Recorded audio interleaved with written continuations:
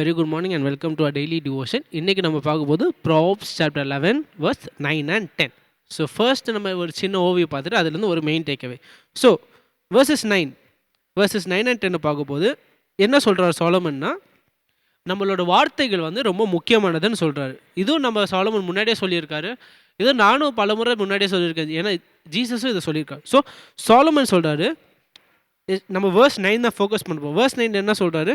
With this mouth the godless man who destroys his neighbor, but by knowledge the righteous are delivered. So என்ன சொல்கிறாரு? ஒரு வாயால் ஒரு துர்மாக்கம் இல்லைன்னா இயேசுவின் ரட்சிப்பு இல்லாதவன் என்ன பண்ணுவான்? அவனோட பக்கத்து வீட்டுக்காரனை வந்து அழிச்சிருவான் அவனோட வார்த்தையினால். ஆனால் ரட்சிக்கப்பட்டவன் என்ன பண்ணுவான்? அவன் வார்த்தைகளோட மற்றவங்கள பில்டப் பண்ணுவான். ஸோ நம்ம என்ன டேக் அவே பண்ணுறது? அகெயின் நம்ம நிறைய இதுக்கு முன்னாடி பார்த்த வெரி சிமிலர் தான். Words have power. அதாவது நம்ம வார்த்தைகளில் இருக்கிறது நிறைய இன்ஃப்ளூயன்ஸ் இருக்குது, நிறைய எஃபெக்ட் இருக்குது நம்ம வார்த்தைகளில். அது வந்து ஒருத்தனை வந்து அழிக்கவும் செய்யலாம், இல்லைன்னா ஒருத்தனை வந்து பில்டப்பும் பண்ணலாம் நம்மளோட வார்த்தைகள். அதனால் ரட்சிக்கப்பட்டவன் எப்படி வாழுவானா? அவன் வார்த்தையில் மற்றவங்கள அழிப்பானா இல்லை பில்டப் பண்ணுவானா? பில்டப் பண்ணுவான். ஸோ அதான் நம்ம மெயின் டேக்அவே. நம்ம ரட்சிக்கப்பட்டவங்களாக இருந்தால் நம்ம வார்த்தைகள் மற்றவங்களுக்கு எப்படி இருக்கும்? பில்டப் பண்ணுறதா இருக்கணும், அழிக்கிறதா இருக்கக்கூடாது. ஸோ இது இன்னும் ஒரு ஸ்டெப்படி எப்படி அண்டர்ஸ்டாண்ட் பண்ணலான்னா, வார்த்தைங்களை வந்து ஒரு சின்ன வத்திப்பட்டி மாதிரி வச்சுக்கோங்க. அந்த வத்திப்பட்டியை நீங்கள் ஒரு காட்டில் போட்டோன்னா என்னாகும்? அந்த இலைகள் ஃபஸ்ட்டு எரியும், அந்த இலைகள்லேருந்து புதருக்கு போகும், அந்த புதர் கிராஸ்லேருந்து புதருக்கு போகும், புதர்லேருந்து மரத்துக்கு போகும், மரத்துலேருந்து காட்டுக்கு போய் அப்படியே ஃபுல்லாக எரிஞ்சிடும். அதே மாதிரி தான் நம்ம வார்த்தைகள் வந்து மற்றவங்களை அழிக்கிற மாதிரி வார்த்தைகளாக இருந்தால் ஃபஸ்ட்டு சின்னதாக தான் இருக்கும், ஒரு சீடு மாதிரி. என்னாகும்? மற்றவங்களுக்குள்ளே போய் மற்றவங்க காதில் போய் என்ன இதயத்தில் போய் இருக்கும். அது மற்றவங்கள வந்து அழிக்கிற மாதிரி வார்த்தையாக, ஒரு டிமோட்டிவேட்டாக இல்லைன்னா கீழ்த்தனமாக பேசுகிற மாதிரி வார்த்தையாக இருந்தால் என்னாகும்? அது மற்றவங்க இதயத்துக்குள்ளே போய் கொஞ்சம் கொஞ்சமாக குத்தி அவங்கள அழிக்கலாம்.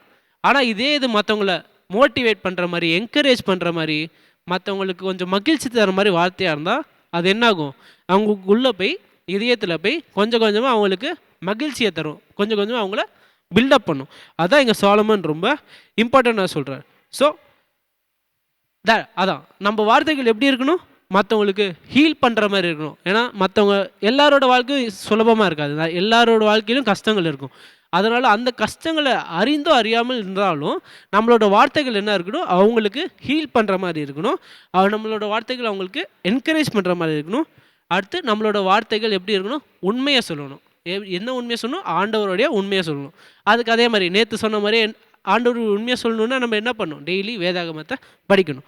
ஸோ அதான் ஸோ நம்ம டெய்லி வேதாகம் படித்தா என்னாகும்? அதே தான், நேற்று சொன்ன மாதிரியே தான் நம்மளோட எதையும் என்ன கொஞ்சம் கொஞ்சமாக ரீஜனரேட் ஆகி we will be fill with the word of God. நம்ம ஆண்டவருடைய வார்த்தைகள் நிரம்பி இருந்தால் மற்றவங்களுக்கு என்ன சொல்லுவோம்? மற்றவங்களுக்கு உயிர் கொடுக்குற மாதிரி வார்த்தைகள் தான் பேசுவோம். மற்றவங்களுக்கு உயிர் கொடுக்குற வார்த்தைகள் மாதிரி தான் அவங்க காதில் சொல்லுவோம். அதே மாதிரி சொல்ல அவங்களுக்கும் என்ன ஆகும்? அவங்க இருக்கிற கஷ்டங்களோ வழியிலோ என்னவா இருந்தாலும் நம்ம சொல்கிற வார்த்தைகளே அவங்களுக்கு ஒரு மகிழ்ச்சியை கொண்டு அது மூலமாக ஆண்டவர் கூட அவங்களுக்கு உதவி செய்யலாம், அது மூலமாக ஆண்டவர் கூட அவங்கள மாற்றலாம். So that is what I want us to take away from this. Thank you.